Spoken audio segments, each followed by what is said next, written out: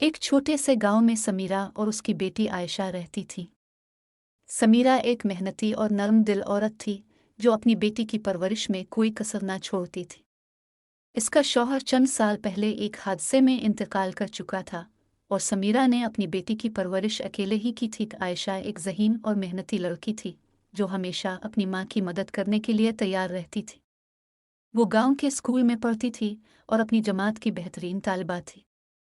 आयशा की माँ हमेशा उसकी तालीम पर जोर देती थी क्योंकि वो चाहती थी कि आयशा बड़े होकर एक कामयाब इंसान बने और वो सब कुछ हासिल करे जो समीरा खुद नहीं कर पाई थी।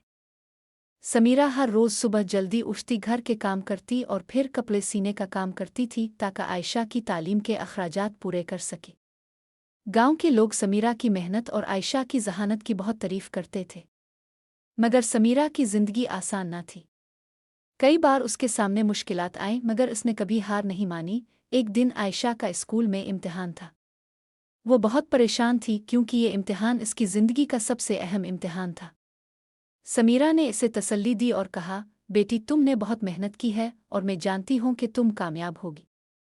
अल्लाह पर भरोसा रखो और पूरे दिल से दुआ करो। आयशा ने माँ की बातें सुनकर दिल मजबूत किया और इम्तिहान के लिए रवाना हो गई। समीरा सारा दिन दुआ करती रही कि आयशा का इम्तिहान अच्छा हो। जब आयशा घर वापस आई, इसकी आंखों में खुशी के आंसू थे।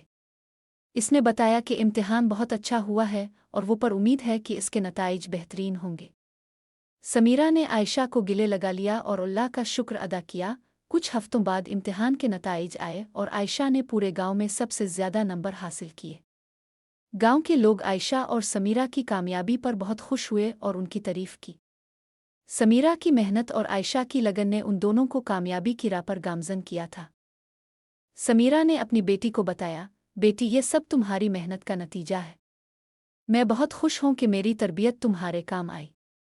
अब तुम्हारे सामने नई मंजिलें हैं और मुझे यकीन है कि तुम हमेशा इसी तरह कामयाब रहोगी। आयशा ने माँ के हाथ चूमे और कहा, उम्मी ये सब आपकी दुआओं और मेहनत का नतीजा है।